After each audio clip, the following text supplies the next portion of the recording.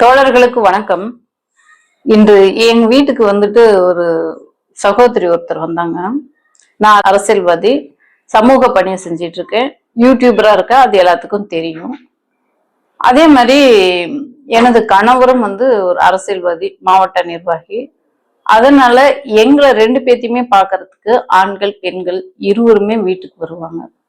அப்படி வீட்டுக்கு வரும்போது ஆண்கள் வந்தாக்க உட்காருங்கன்னு நம்ம உட்காருங்கன்னு சொல்லவே வேண்டாம். வந்தோன்னா ஆண்கள் எல்லாரும் உட்கார்ந்துக்குவாங்க. ஆனா பெண்கள் என்ன பண்ணுவாங்கன்னா, காட்டுறேன் பாருங்க. என்ன உட்கார்ந்தா என்ன தப்பு? நானும் ஒத்துக்க மாட்டேன். மேல உட்கார்ந்து மேல உட்கார வரைக்கும் நான் பேச மாட்டேன். எதுக்கு இப்ப உட்கார மாட்டேங்கிறாங்க? காரணத்தை முதல்ல அதெல்லாம் நான் ஏத்துக்க மாட்டேன். அதெல்லாம் நான் ஒத்துக்கவே மாட்டேன். அதெல்லாம் நான் ஒத்துக்க மாட்டேன். அதெல்லாம் நான் ஒத்துக்க மாட்டேன். எந்த இதுவும் வேணாம் எனக்கு. இது என்னை அவமானப்படுத்துற மாதிரி இருக்கு. ஆமா, நான் இன்னும் அவ்வளவு பெரிய ஆளா? அப்புறம்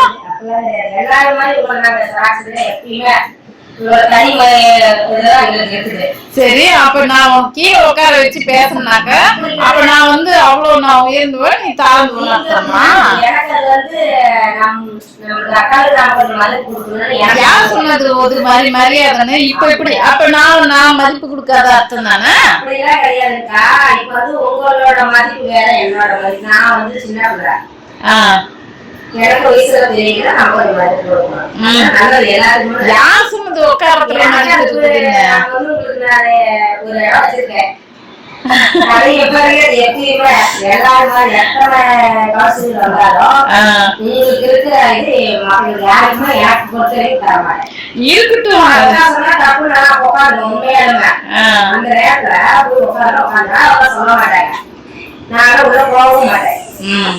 இருக்குது, நான் ஒத்துக்கவே மாட்டேன்.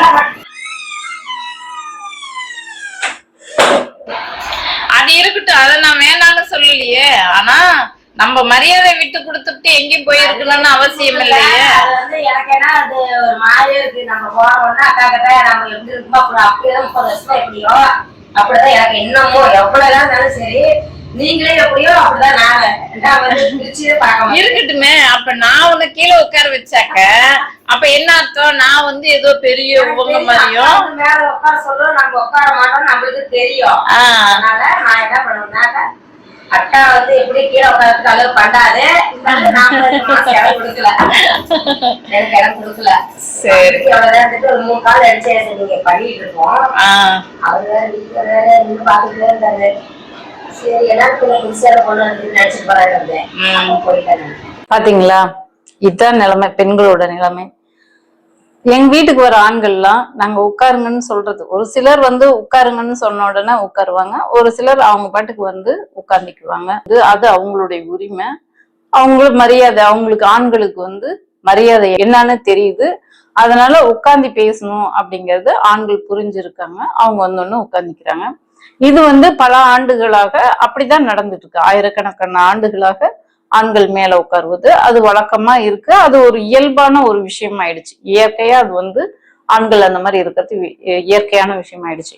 ஆனா பெண்கள் மட்டும் இன்னும் நம்ம எவ்வளவோ பெண் உரிமைகளை பேசிட்டு இருக்கோம்.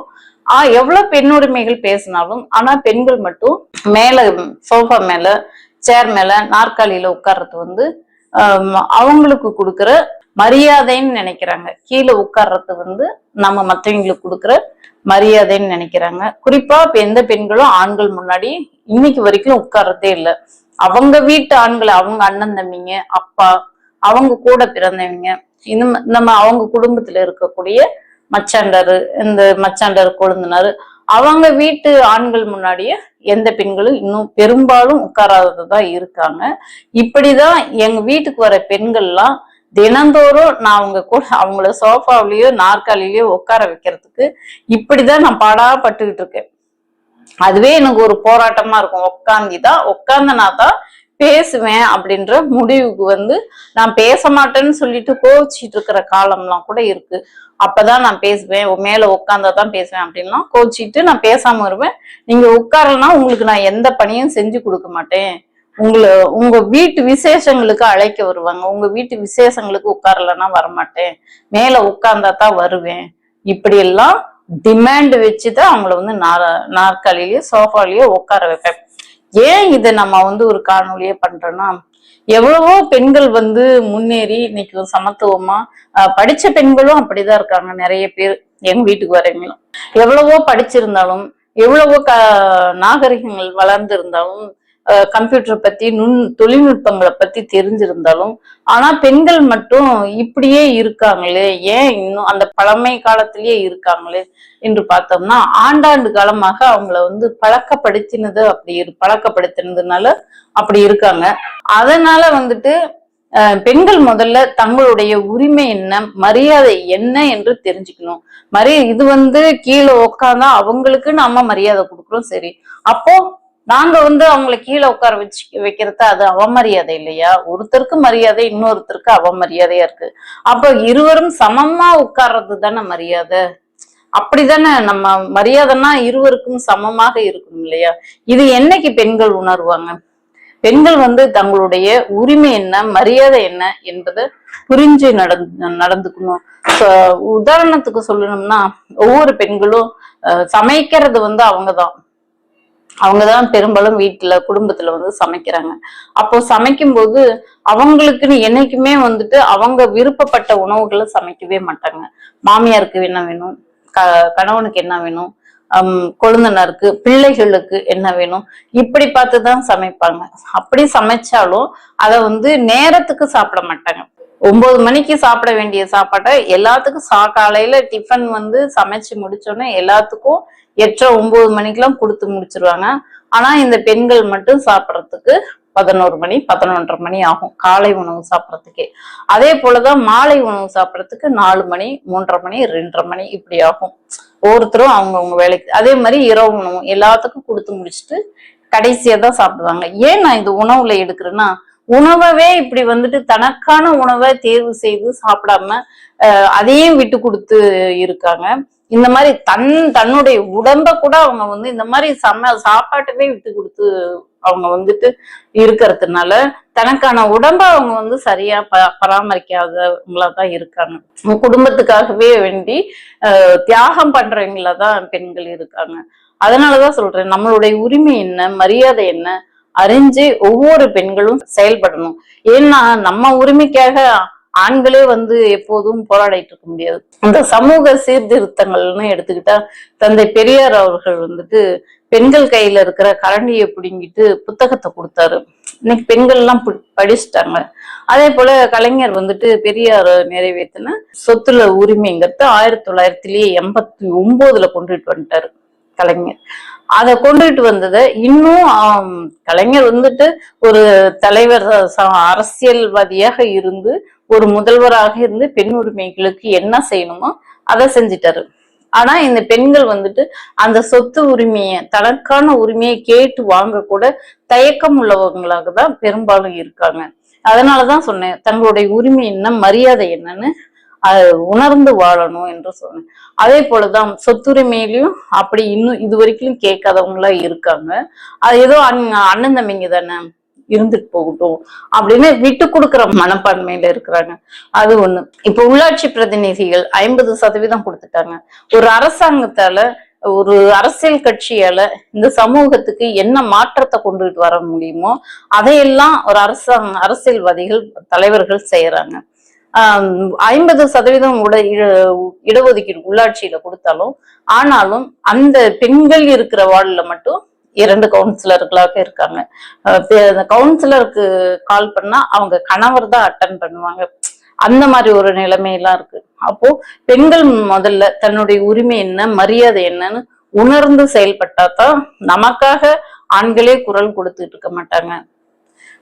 நமக்கு கொடுத்த உரிமையை நம்ம பயன்படுத்திக்கணும். அதுக்காக தான் இந்த காணொலியை நான் முக்கியமா பண்ணேன். அதே போல அரசியல் மேடைகள்ல போகும்போது அங்க வந்து மேடைகள்ல பெண்களை உட்கார வைக்கிறதுக்கு அங்க பொது வீட்டை விட்டு வெளியே போனா பெண்களுக்கு உரிமையை இந்த சமூகம் கொடுக்குது. ஆனா குடும்பத்துலன்னு வரும்போது அந்த உரிமை குறைவாக இருப்பதை போல இருக்கு. குறிப்பா பெண்கள் வந்து தனக்கான உரிமையை எடுத்துக்கிறது இல்ல.